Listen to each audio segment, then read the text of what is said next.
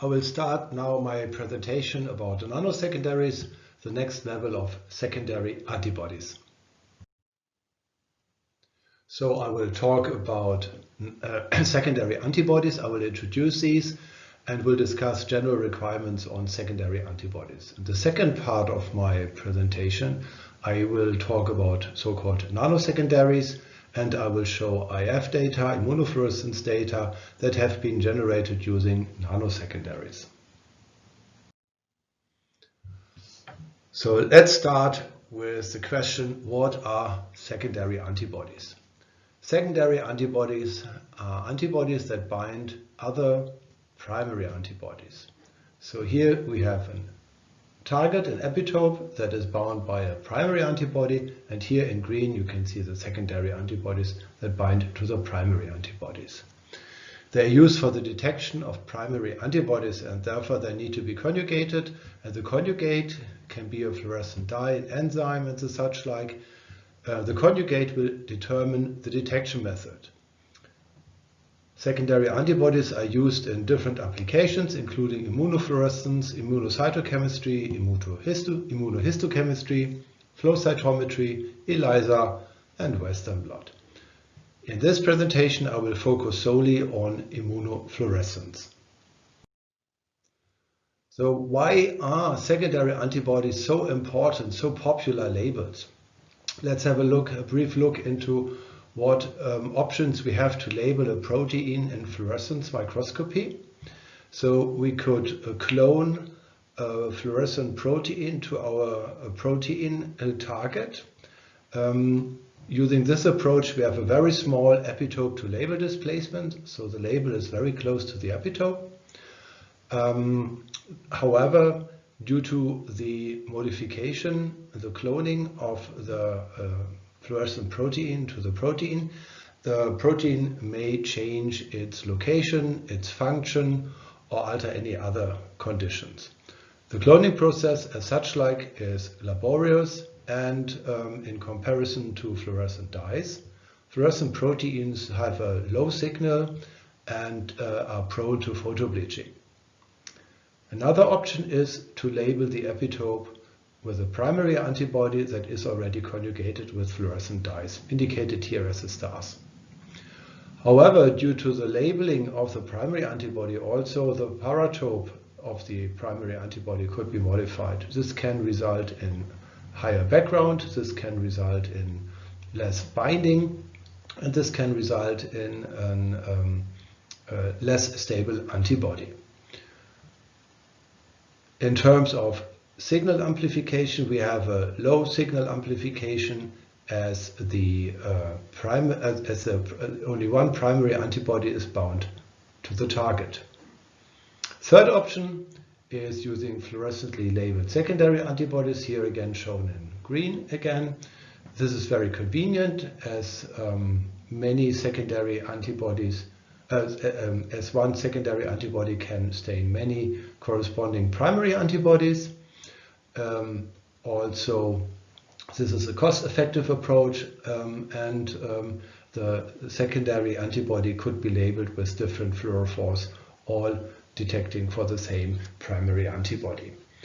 Due to the fact that many secondary antibodies bind to one primary antibody, we have a high signal amplification. Due to the fact that there is a second incubation and a staining step with the secondary, first the primary and then the secondary, it is more time consuming than with applying a fluorescently labeled primary antibody. And another drawback, if you like, is that the distance in between epitope and label is rather large.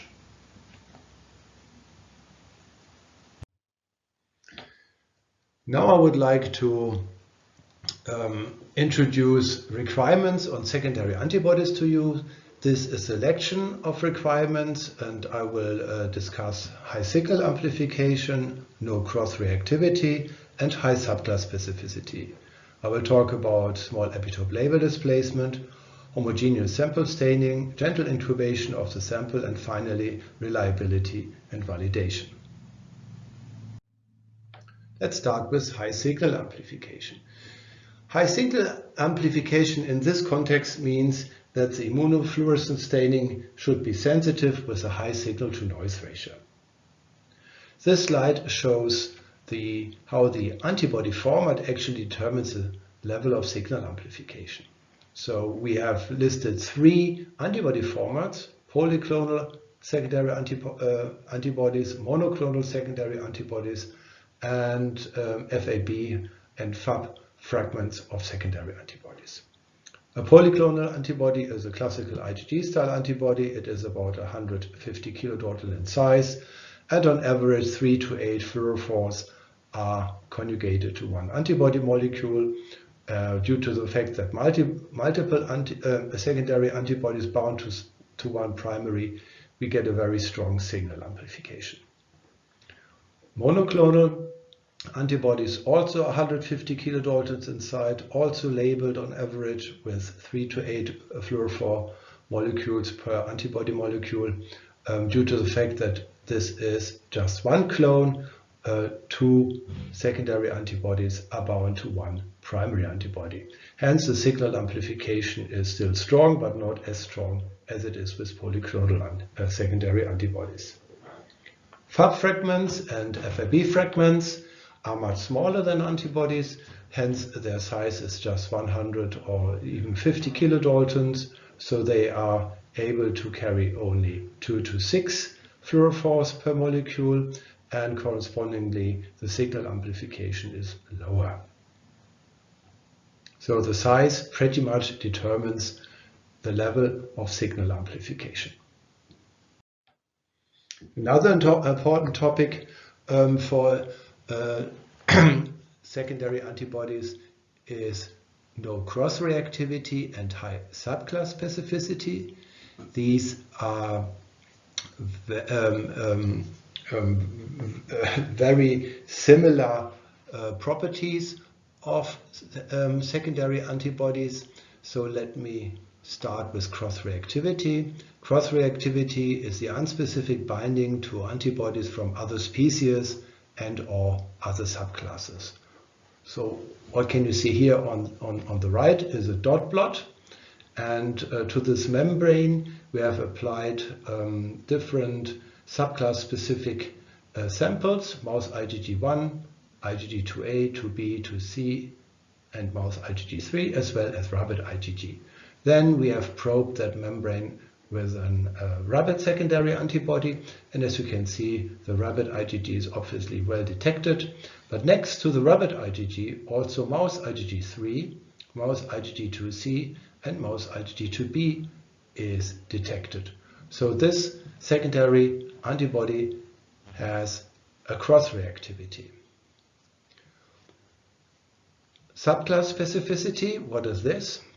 That means the antibody, the secondary antibody, binds only to primary antibodies of a specific subclass. How can you achieve cross-reactivity or the absence of cross-reactivity and subclass specificity? This is done by cross-absorption to reduce the cross-reactivity and improve the specificity. This is also called pre-adsorption. Monoclonal, generic monoclonal antibodies, for instance, generic mouse monoclonal antibodies, have a subclass preference towards mouse IgG1 subclass.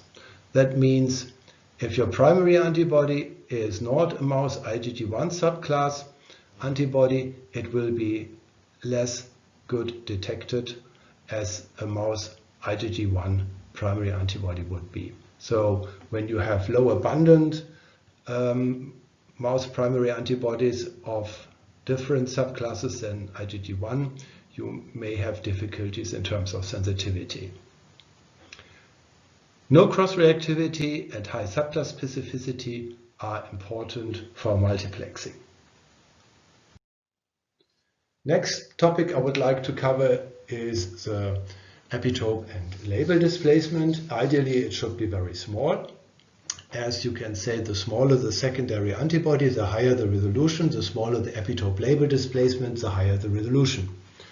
So here you can see polyclonal secondary antibodies. labeling one primary binding to a target. Here we have a monoclonal secondary antibody binding a primary, and here we have an Fab antibody fragment binding to a primary antibodies. And when you see the distribution of the fluorophores attached to the secondary antibodies indicated as red stars here, you can see the epitope-to-label displacement for polyclonal secondaries. Same holds true for monoclonal secondaries. However, the smaller Fab fragments provide a better epitope-to-label displacement. So the smaller the secondary antibody is, the higher the resolution. Homogeneous sample staining is another requirement on secondary antibodies. And here you can see an image of a mouse tissue that is probed with a secondary antibody, and you can see that this secondary antibody is very slow and inhomogeneously diffusing into this mouse tissue. This also occurs in dense cell compartments like chromosomes. So as a result, you have a rather patchy staining with some signals here where the diffusion started, and basically no staining where the secondary antibody has not been able to diffuse to. This is also dependent on the secondary antibody size. As you can say, the smaller the secondary antibody, the better its tissue penetration. So smaller secondary antibody will diffuse faster and better into tissues and dense cell compartments and will provide a more homogeneous sample staining. Now I'd like to touch base on gentle incubation of the sample, and I would like to start with a general outline of an immunofluorescence measurement. You fix your cells, you permeabilize them, you wash them, you block, you incubate with the primary, you wash again, incubate with the secondary antibody, wash again, and then record your image. Now, the shorter the incubation steps, the better the sample quality, as over time the sample can degrade.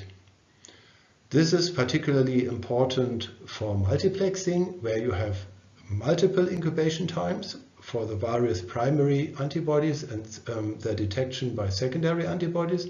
And this is important for super resolution microscopy, where you have long incubation and imaging times. Last topic I'd like to cover is the requirement on reliability and validation. We would like you to use only reproducible and validated secondary and primary antibodies. For a number of years, there is a discussion ongoing in the literature, mainly on primary antibodies. As you can see here, this extract from Nature. There is no reason why this discussion should be limited towards primary antibody. Secondary antibodies are also responsible for the data quality and for the reproducibility of data. So this discussion should include secondary antibodies as well. Where does reproducibility issues come from? So they come from variations in the antibody generation and in the fluorophore conjugation. In terms of antibody generation or antibody manufacture, if you like, a polyclonal antibody mixture, if it has to be repeated, will have variations. So polyclonal antibody mixtures will have lot-to-lot variations. Hybridoma supernatant composition may also vary, as instead of having a monoclonal antibody, the composition of a hybridoma supernatant could contain multiple light chains, and as a result there is no monoclonal antibody rather than a mixture of monoclonals. In terms of reproducibility, the recombinant expression of antibodies is the most reproducible. Fluorophore conjugation contributes to variation in reproducibility, as the degree of labeling can vary a lot, particularly when you do a random labeling. Alternatively, you may use site-specific labeling, where you can label secondary antibodies with a defined degree of labeling. Anyway, correct referencing is crucial for data reproducibility, and we would really like you to use only reproducible and validated primary and secondary antibodies. Now let's have a look back. I've discussed 6 requirements on secondary antibodies, and as you just have seen, current secondary antibody formats don't fulfill all of the requirements. Important is not all of the requirements. Now I would like to introduce a new secondary antibody format that we call Nano-Secondaries, and we believe these Nano-Secondaries do fulfill all of these requirements. What is a Nano-Secondary? A Nano-Secondary is the binding domain of an Alpaca heavy chain antibody. A heavy chain antibody looks like this, and this is a binding domain. This is also called a nanobody. This nanobody is produced recombinantly, and it is labeled in a site-directed, site-specific manner with 2 fluorophores. It is small, it is just 15 kilodaltons in size and about 2 nanometers in size. So it is 1/10 of the size of a classical conventional secondary or primary antibody. Nano-secondaries bind to primary antibodies in a site-directed, very specific manner, as you can see here. Here we have a mixture of 2 nano-secondaries against this rabbit IgG antibody. One nano-secondary is Fc specific, the other nanobody is Fab specific, and they are all labeled in a site-directed manner with 2 labels, so that you have a very defined and reproducible labeling. To further introduce the nano-secondaries, here a short overview on the products that are available. We just have seen the labeling of this rabbit primary with 2 monoclonal nanobodies. These nano-secondaries are both Fab and Fc specific. Please note that the Fc specific nano-secondary is co-reactive to human IgG1, 2, 3, and 4. Next to rabbit primaries, also mouse primary IgG1, mouse IgG2b, and mouse IgG3 primaries can be detected. Here we have a mixture of 2 Fc specific nano-secondaries, and for the mouse IgG3 we have 1 nano-secondary against the Fab domain of the primary antibody. In total, due to the site-specific labeling and with a degree of 2, we have 4 times 2 fluorophores, in total 8 Alexa fluors that are labeling 1 primary antibody for these 3 nano-secondaries, and for the anti-mouse IgG3 nano-secondaries there is a total of 2 times 3 equals 6 Alexa fluor dyes per primary mouse IgG3 in order to provide a high signal-to-noise ratio and a good signal amplification. The nano-secondaries are available as conjugations with Alexa fluor 488, 568, and 647. No cross-reactivity and high subclass specificity are very dominant features of our nano-secondaries. I will explain that here on these dot plots on the right. So here we have again 4 membranes that have been applied with subclass specific samples, mouse IgG1, mouse IgG2A, 2B, 2C, mouse IgG3, and rabbit IgG, and then these membranes have been probed with nano-secondaries. First with a nano-secondary binding to mouse IgG1, and you can see it binds only to mouse IgG1. There is no crosstalk to any of the other subclasses, neither to the rabbit species. Same holds true for the nano-secondaries against IgG2b, mouse IgG3, and the rabbit nano-secondary. This very low background is another very important feature of the nano-secondaries. Both are very important for multiplexing, where you apply different primaries and you want to detect these primaries with very specifically with the secondary antibodies, and I will touch base on multiplexing in the next 2 slides. So this is the first example of multiplexing. Here we've done a multiplexing of different subclasses of mouse primary antibodies. We have used an anti-lamine mouse IgG2b primary. We have used an anti-mod mouse IgG3 primary, and we have used an anti-vimentin mouse IgG1 primary to label these HeLa cells.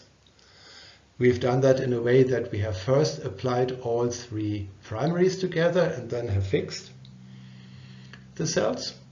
And in the next step, we have applied Nano-Secondary Alexa Fluor 88 against mouse IgG2b. We have 568 against mouse IgG3, and we have that Nano-Secondary conjugated to Alexa Fluor 647 against mouse IgG1 primaries. And we have applied these nano-secondaries simultaneously to the cells. And then when the staining was completed, we have recorded this confocal image, and you can see how beautiful this multiplexing has worked. There is no crosstalk in between the 3 channels. It is very accurately measured and a very nice signal to noise ratio observed. The next example on multiplexing is even harder. It is done by a customer in the Netherlands, and he has used the same subclass primary antibodies. So he has used 2 mouse IgG1 antibodies, and he has done this in a way that he first has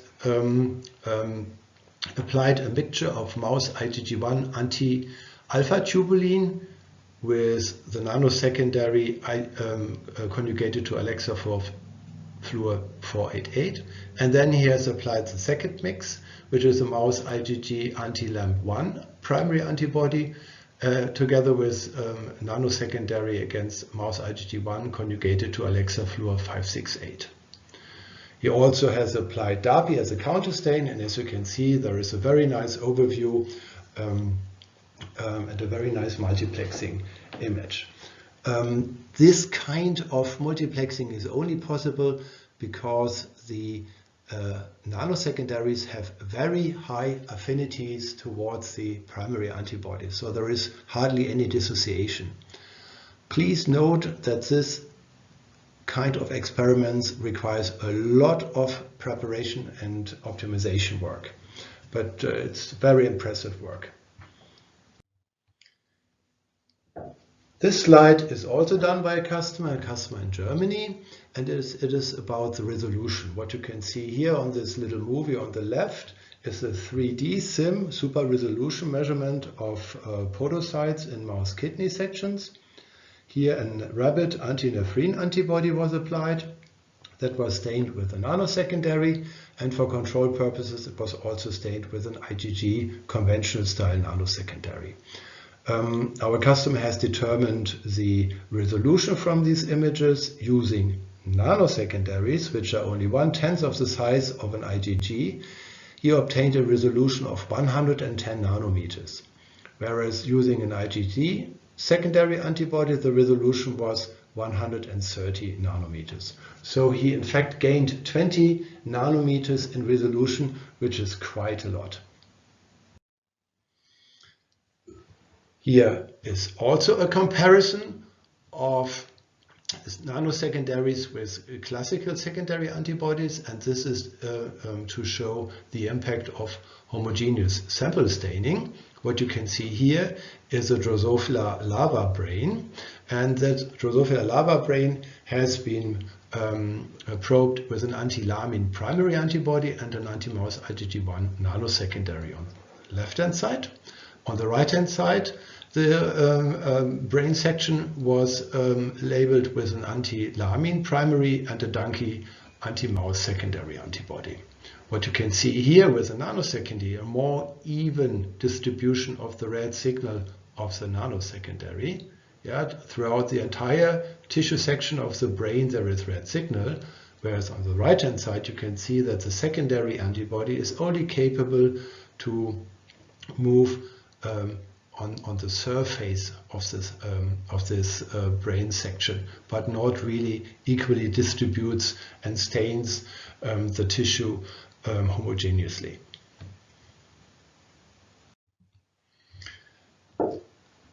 Now I'd like to talk about the importance of gentle incubation of the sample, and I'd like to introduce a new staining concept to you, which is called one-step staining.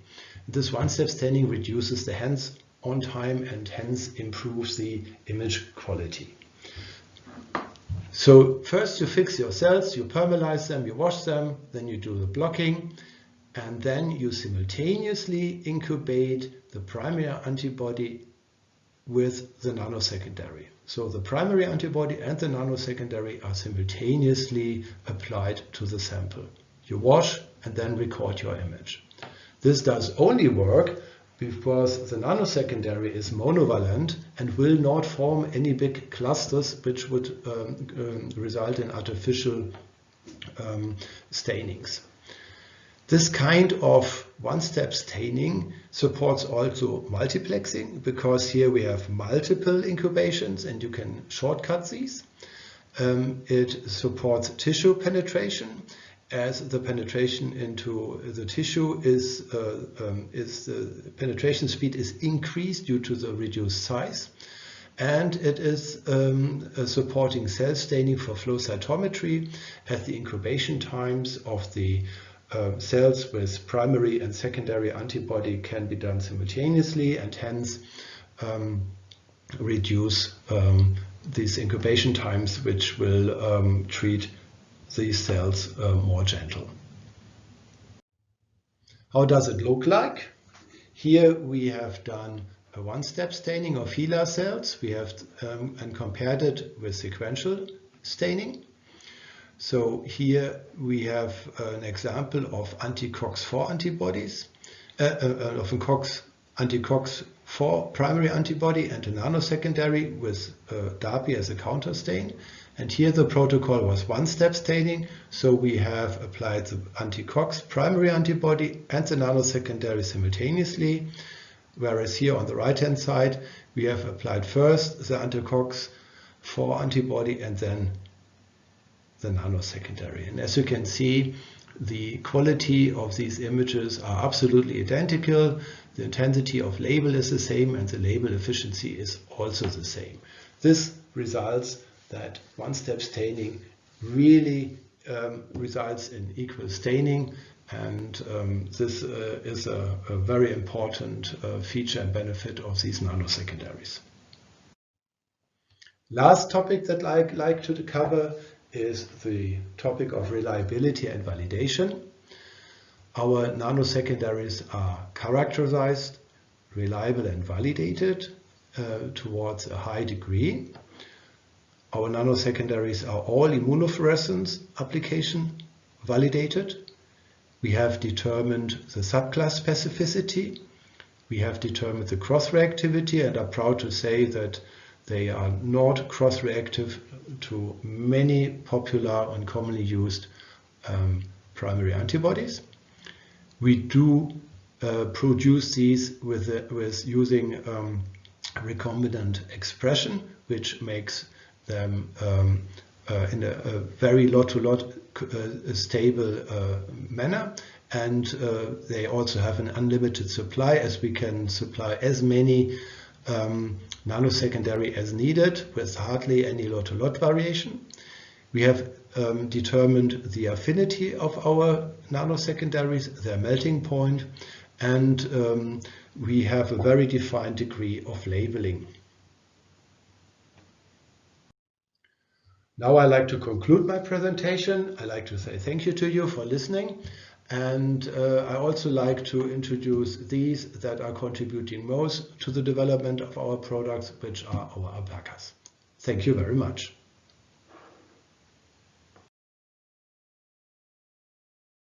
So, thank you for your attention. Now we begin with the Q&A session. I will read out the questions and Klaus will give you the answer. So, the first question. Do I need to use a large amount of nano-secondary to get a bright staining? No, you actually don't need a large amount of nano-secondaries. You can use a rather standard dilution of 1 to 1000. The labeling is very efficient since 4 nanobodies bind to 1 primary antibody, which results in the end in a labeling of 8 fluorophores per primary antibody. This brightness that you usually obtain is comparable to monoclonal and polyclonal secondary antibodies. You should consider that next to the absolute brightness, also the signal-to-noise ratio is what at the end is called important. The nano-secondaries have a very low background and therefore give a very high signal-to-noise ratio. Even if sometimes the absolute brightness value is sometimes lower than you used to, the signal-to-noise is often better compared to conventional secondary antibodies. Okay, second question. Which blocking solution should I use for nano-secondaries? Do I need to block with a llama or alpaca serum? You obviously always need to block in order to reduce non-specific background. Usually use serum blocking solutions, and the purpose is to block Fc receptors of the sample. Now, our nano-secondaries don't possess an Fc part, so the Fc domain is within. So blocking with an alpaca or llama serum is not needed. Instead, we recommend blocking solutions made of BSA or skimmed milk. That's absolutely fine. The blocking protocol that we have suggest is described in one of our application notes. It's called blocking in immunofluorescence. Further information you can obtain from our ChromoBlock. There is a block that's called the importance of blocking when using nano-secondaries for immunofluorescence. Third question. Can I combine several nano-secondaries, example given mouse and rabbit, for multiplexing? Can I then use one-step staining? Yes, a combination of nano-secondaries is possible. In the webinar, we've just shown a triple mouse staining, and we also have images of mouse and rabbit combinations on our website. Those images were prepared in a sequential staining protocol. So first, the sample was incubated with all 3 primaries together. And then afterwards, the sample was incubated in a second step with all 3 nano-secondaries together. One-step staining is also an option. Here you have to incubate all primaries and all nano-secondaries simultaneously. However, it is very important that you first optimize the dilution for each primary nano-secondary pair individually. That's rather important to obtain good results. Fourth question. Are nano-secondaries compatible with other secondary antibodies in multiplexing applications? Yes, absolutely. They can be easily combined with conventional secondary antibodies. Please note that the one-step staining protocol does not work with conventional secondary antibodies. because these form large clusters as they are IgG format and hence bivalent. Please use a sequential staining protocol. So first you incubate the sample with all primaries, and then second you incubate the sample with a nano-secondary and the conventional secondary antibody. Now, the question number 5 is also our last question. Have nano-secondaries been tested in other applications than immunofluorescence? Yes, we do have tested the nano-secondaries also in Western blotting applications and flow cytometry experiments. For Western blotting, we have tested multiplexing and one-step labeling and readout with the fluorescence imager. For flow cytometers, many customers, but also some in-house experiments have been done. As far as we have obtained feedback from our customers, they particularly liked the low background. So we have a very low binding to control cells. And the one-step staining protocol, because this is a very gentle treatment of the cells when you actually can incubate the primary and the secondary simultaneously to the cells. Well, now we are at the end of our webinar. Thank you for your attention. We hope we could give you useful information. And if you need any more information, feel free to visit our website or look up more information in our blog. Then we wish you good luck with your experiments and see you next time. See you next time. Bye.